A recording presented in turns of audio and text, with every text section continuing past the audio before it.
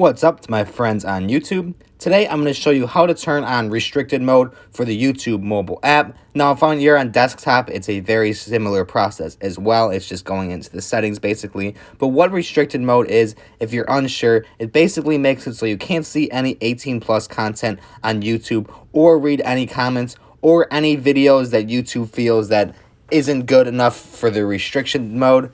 They will just prohibit you from being able to see them. And it's really just a way to make YouTube kid friendly. If you have a kid using your device, you can just enable it for your device and have it so that they can't see anything that you don't want them to see.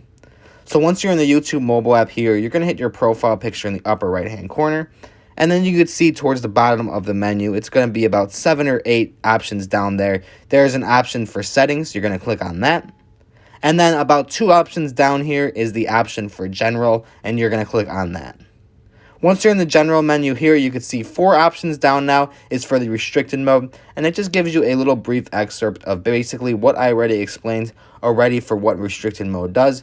You could easily enable this, and what the downfall of this basically is though, is if the person that's on the device knows how to turn restricted mode on and off, they could easily just go in and turn the restricted mode off and then see whatever they want to see. So this is kind of really just for the really younger kids that don't really know how to access YouTube. They just know how to turn videos on and off. For a little bit of the older kids that kind of know what are going on here, you're probably not going to want to use restricted mode and use an outside app, or just not have YouTube downloaded on their phones at all.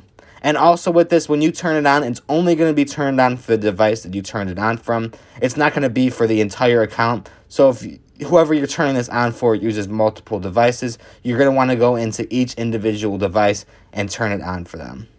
That's pretty much all there is, though, as far as turning restricted mode on for YouTube goes.